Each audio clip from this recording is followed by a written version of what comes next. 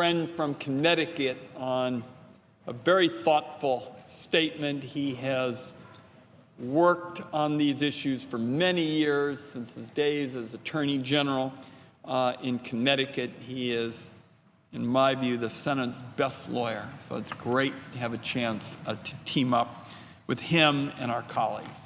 Mr. President, I think that this issue can really be summed up in a sentence, and that is, without net neutrality, you do not have a free and open internet. Because the essence of the internet, and I'll explain what we have today, would simply not be the same. Today, and this is what net neutrality is all about in a sentence, after you pay your internet access fee, you get to go where you want, when you want, and how you want. And everybody is treated the same, from the most affluent person in America to those who are walking on an economic tightrope every single day. They all can use the internet to get access to those fundamental opportunities that are so essential to increasing the quality of life for our people. This, for example, is how a young person will have a chance to learn. If they're in a small rural community in Colorado or Oregon or elsewhere, this is how they get access to the kind of information that affluent kids who might live in Beverly Hills or Palm Beach or any one of a number of communities where there are affluent people. This is what puts that youngster on the same plane as the affluent person. This is how, for example, those who are searching for jobs can go to the net and quickly get access to information where they'll have a chance to get ahead. And the internet, and a free and open internet, is particularly important to our startups, the innovators, the small businesses that we're all counting on to have a chance to grow big. And when you talk to a lot of them, particularly the small tech startups, they'll say our goal is to be Google or Facebook. Innovation is what makes it possible to have those kinds of dreams. And you, if you're starting small with real net neutrality as I've described it, you've got the same chance to succeed as everybody else in America. Now, the challenge here is very powerful interests. The cable companies, for example, want to change that. They want to change what I described as net neutrality. They'd like to set up what they call priority lanes, special lanes, toll lanes, where if you pay more, you can get access to more. You can get access to more content. You can get access to data and information more quickly.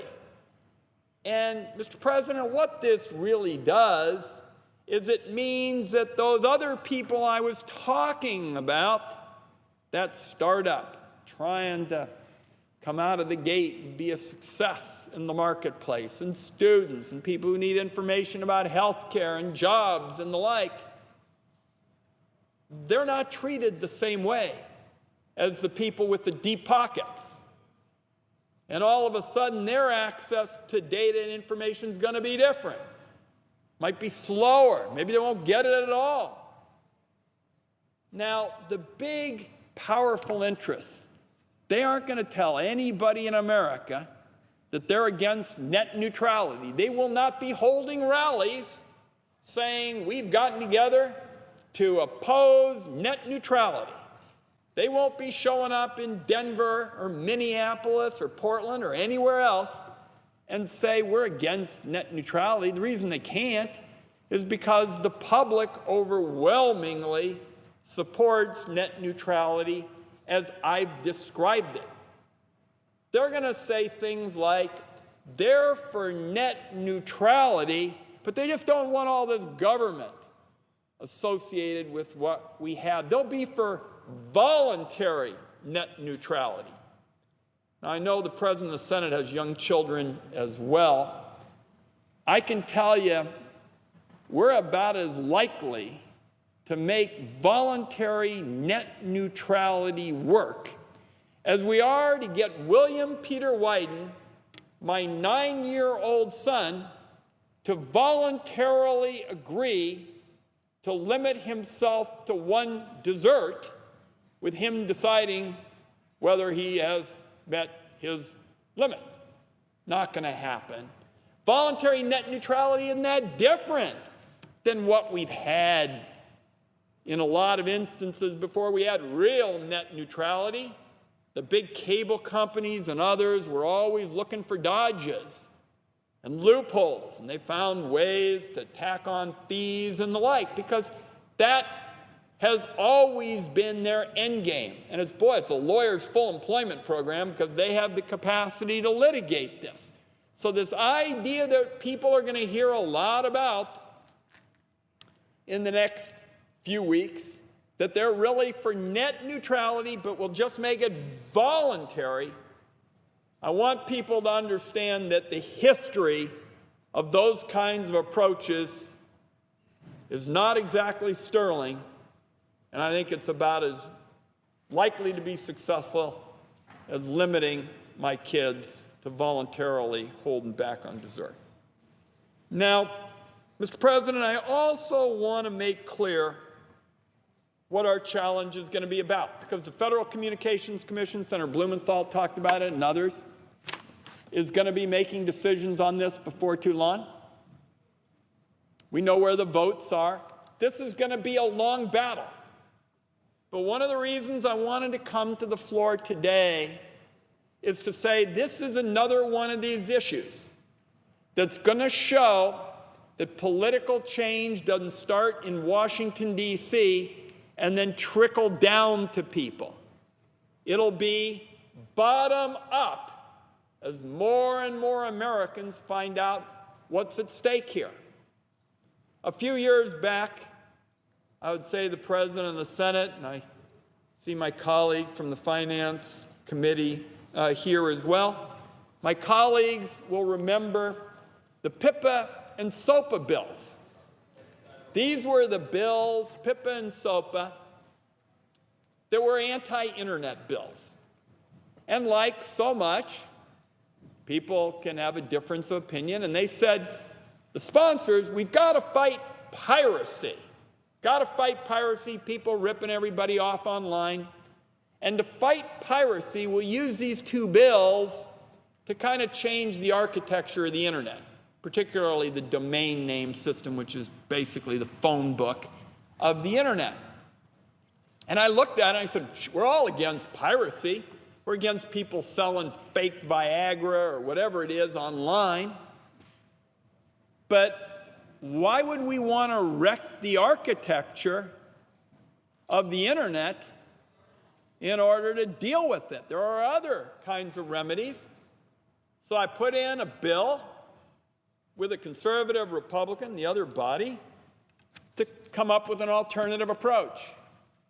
And I put a hold on PIPA and SOPA. Here in the Senate, at that time, 44 senators were co-sponsors of that bill.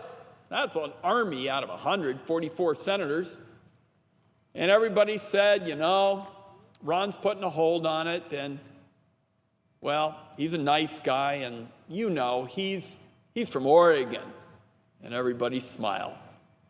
And I said, okay, I understand that you think that this is going to be a slam dunk, but I think I'll tell you that you should know that there are more Americans who spend more time online in a week than they do thinking about their United States Senator in 2 years.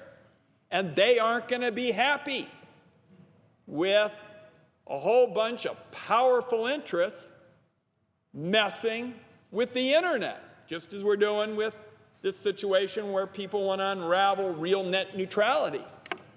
So a vote was scheduled on whether to oppose my hold, in effect, lift my hold on this flawed bill.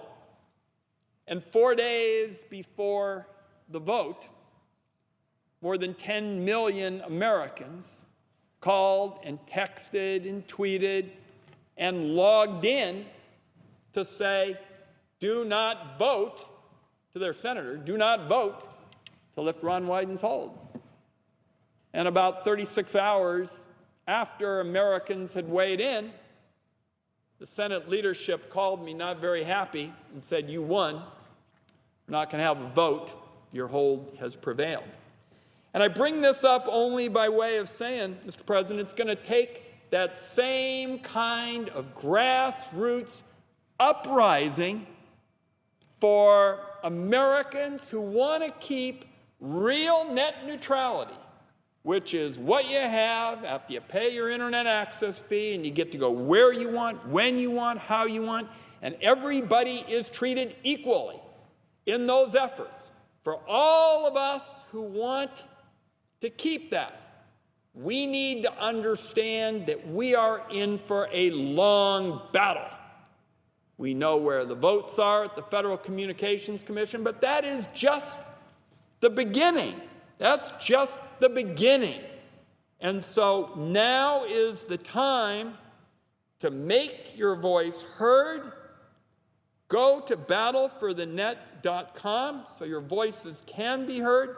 Make sure that Donald Trump's FCC commissioner knows your view that the internet is better and stronger with real net neutrality protections. Americans have only until July 17th to do this, and I've already been speaking out in other kinds of sessions, Mr. President, so I think I'll leave it at that, but I want to close by saying again, without real, strong net neutrality, which is what we have today, we will not have a free and open internet for all Americans to enjoy. So I come to the floor to say this is going to be a long battle. Nobody thought we had a prayer to win the fight to protect the internet that was PIPA and SOPA. And I'm sure a lot of people are saying this is another one where the powerful interests are going to win. And I say to the Senate again, not so fast. You're going to see the power of Americans speaking out. And I urge all the people of this country who are following what goes on in the Senate today and in the days ahead to be part of this effort.